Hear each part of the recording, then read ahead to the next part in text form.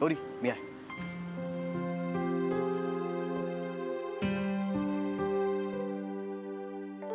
काय अप्पा हसताय मला?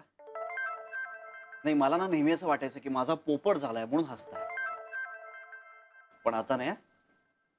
आता निघालो मी इथून.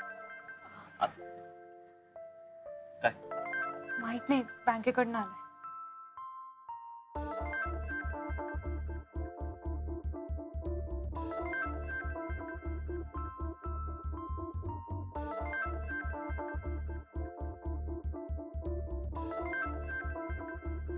काय झालं? एवढंच राहिलं होतं. झालं काय सांगा ना. बँकेचं पत्र आलंय. त्यांचं म्हणणं आहे पुढच्या 2 दिवसात पैसे भरले नाहीत तर सगळ्या प्रॉपर्टीवर जप्ती. बापरे. आधीचे 3 हप्ते आणि आत्ताचा 1 असे मिळून 5 लाख रुपये भरायचे. काय? मोठी अमाऊंट आहे. तेच तर. आमचं गावामध्ये एक घर आहे. तुम्ही बोटीवर जाल, पण मग रिसॉर्टवरच्या सगळ्यांचं काय? आणि सगळ्यात महत्वाचं म्हणजे आजीचं काय? गौरी, रिसॉर्टच्या बँक अकाउंट मध्ये पैसे असतील ना काहीतरी? अहो, ते जर असते तर ही वेळ आली असती का कपिल? बरं, हे धनंजयराव ते मला काहीतरी मदत करतील ना? I don't know. ते बरोबर आहे म्हणा. आत्ता माझी त्यांच्याशी ओळख झाली. माझ्या या मॅटरमध्ये त्यांना आत्ता लगेच इन्व्हॉल्व्ह करणं चुकीचं आहे. पण मग काय करू काय मी आता?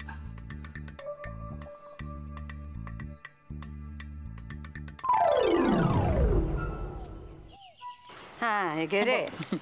चहा घे. अरे बस बस. कशाला? चहा चालतो ना बाबा तुला?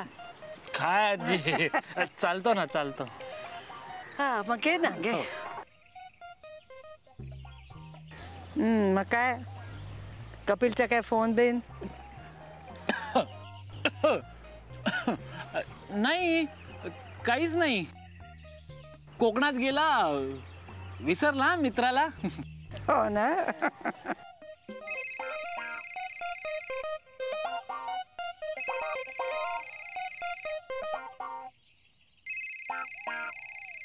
म्हणजे आज पहिल्यांदाच केला मला त्याने फोन. हा कळलं कळलं. स्पीकरवर टाक. नाही म्हणजे मी काय म्हणतो आजी, स्पीकरवर टाक.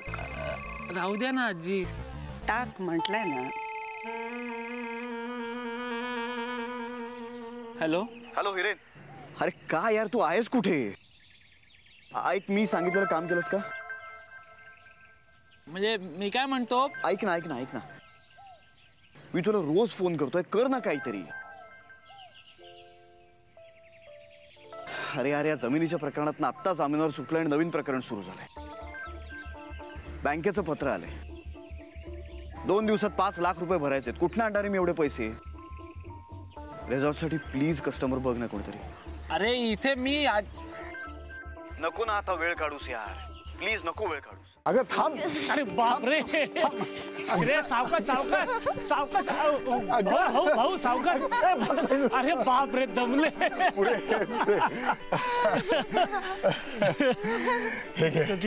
हे तुझ्या करता. अरे भाऊ, प्रत्येक वेळेला येताना तुम्ही काही ना काहीतरी आणतात, कशाला एवढं सगळं? एवढा जांभळे, हे मी माझ्या मुली करता आणलंय. तिला भेटून मला इतका आनंद होतो ना, त्यापुढे हे गिफ्ट काहीच नाही हो. आणि मला सांगा, मी जेव्हा इथे येतो तुम्ही माझ्याकरता इतकं करता, मला जुन्या आठवणीत रमायला मदत करता. मी असं तुम्हाला काही विचारतो का करता जांभळे म्हणून? कसं आहे का? वाव, किती मस्त आहे. माझ्या कोणत्याच मैत्रिणीकडे असं काहीच नाहीये. हो चला ना खेळूया. हो चल ना. धनंजय सर, हा जरा बोलायचं आहे. अरे बोलूयानंतर मला आधी सांग, तुला इथे रात्री नीट झोप लागते का बाबा?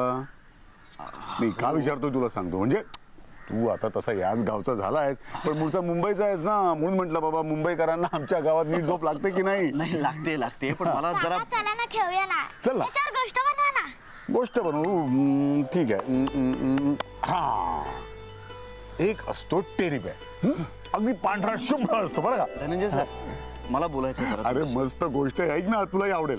तर तो पांढरा शुभ्र टेडी बेअर असतो, तो जातो एकदा स्ट्रॉबेरी आईस्क्रीमच्या फॅक्टरीमध्ये. आता मला सांग, स्ट्रॉबेरी आईस्क्रीमची फॅक्टरी म्हटल्यावरती ते काय असणार? स्ट्रॉबेरीचा रस. बरोबर. असा मोठ्या पिंपात स्ट्रॉबेरीचा रस ठेवला असतो, तर चुकून टेडी बेअर पडतो त्या पिंपात, आणि जेव्हा न वर येतो तेव्हा कसा असतो?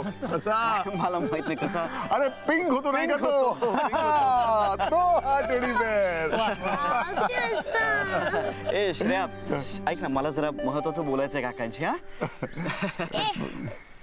कपिल दादा, काय? नंतर बोला ना तुम्ही. अगं पण आम्हाला खेळू देणार आहे. आपण नंतर खेळूया ना बाळा, आपण नंतर खेळूया. मी जरा बोलतो काकांशी. हा मला कोणाशीच बोलायचं नाहीये. चल चल चल चल तिकडे चल, चल लवकर, चल लवकर, तू चल, त्यांना बोलू दे. काय रे कपिल? सॉरी, पण मला तुमच्याशी बोलायचं आहे. या ना प्लीज, आपण बसून बोलूया ना. चल ना, चल.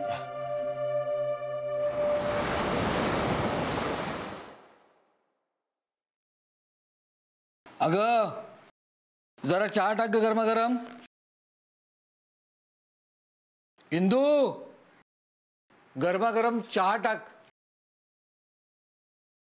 इंदू, इंदू.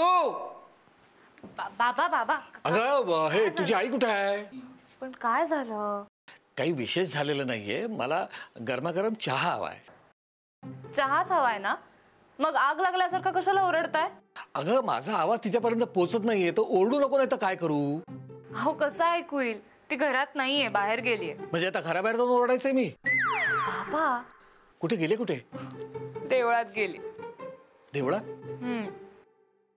आज काही सोमवार, गुरुवार, शुक्रवार नाहीये, चतुर्थी नाहीये, एकादशी पण नाहीये. काय झालं काय? बाबा, एरवी देवळात जाऊ नये असा काही नियम वगैरे आहे का? अगं तसं नाही, तुझ्या आईचं कसं सगळं ठरलेलं असतं. म्हणजे देवळात जायची तारीख, वार, तिथी, कधी देवळात जायचं असं. आता इतकी वर्ष एकमेकांसोबत राहिल्यानंतर हळूहळू या गोष्टी लक्षात येतात. काय? इंदू आज देवळात गेली आहे म्हणजे तिला खूप आनंद झालाय का तिला कसली तरी चिंता लागून राहिली आहे? कमाल आता तुम्ही. अरे यात कमाल काय आहे? म्हणजे एरवी तुम्ही असं दाखवता की तुमचं आईकडे अजिबात लक्ष नाहीये, तुम्हाला काहीच फरक पडत नाही, पण अगदी बारीक लक्ष असतं ना तुमचं. अगं आता इतकी वर्ष संसार केल्यानंतर या गोष्टी आपसूक जमतात. तुझं लग्न झालं ना? बस बस बस, माझ्या लग्नाचा विषय नको, कळलं मला. मला सांग, इंदू आज देवळात गेली आहे, मग तिला खूप आनंद झालाय की कसलं तरी टेन्शन आलंय? खरं तर तिला वाईट वाटतंय. हे तिसरंच आहे. वाईट कसलं वाटतंय? अहो म्हणजे आता हे घर सोडून जायचं, रामाश्रय सोडून जायचं, म्हणून वाईट वाटतंय. अगं तसं काही होणार नाहीये, ती वेळ अजून यायची आहे. पण शक्यता तर तीच आहे ना बाबा. हे घर जरी आप्पांचं असलं, साठ्यांचं असलं, तरी सुद्धा आपलं मानून तिने इथे संसार मांडला. या घराला घरपण सुद्धा तिनेच दिलं. तिचा जीव गुंतलाय हो या घरात.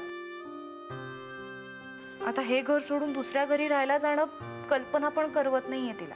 पण असे भलते सलते विचार करायचे कशाला? तसं काही होणार नाहीये. म्हणजे तुमच्या मते ही केस मिटेल का? तुमच्या हाती काही लागलंय का बाबा? मला का सांगितलं नाही तुम्ही? शांत हो, शांत हो. माझ्या हाती तसलं काही लागलेलं नाहीये अजून. मग धनंजय, त्यांचं काय? म्हणजे मालक मला म्हणालेत तशीच वेळ आली तर ते धनंजयला जाऊन भेटणार आहेत. पण ते त्यांच्याशी का बोलतील? अगं धनंजय खूप इन्फ्लुएन्शियल माणूस आहे, खूप ओळखी आहेत त्याच्या. मला ताणलं तर काय वाटेल ते करू शकतो तो. शिवाय आप्पांचा मित्र, रामाश्रयाचा हितचिंतक, तो मालकांना नक्की मदत करेल. बरं मला सांग, आपली सुरुवात कुठनं झाली होती? गरमागरम चहा. आता इंदू नाही तर तू करशील? करते. हा कपिल बोल. हा धनंजय सर, मी तुम्हाला एक महत्वाची बातमी सांगायला फोन केलाय. तो दगडू कासाबा परब आता घरी आला होता आणि तो इथून निघाल्यानंतर आम्हाला कळलं की तो दगडू आहे. त्यामुळे त्याच्याशी काही बोलता नाही आलं आम्हाला. कपिल त्याची अजिबात काळजी करू नकोस तू, कारण दगडू परब आता इथे आहे. माझ्या बरोबर आहे तो. काय?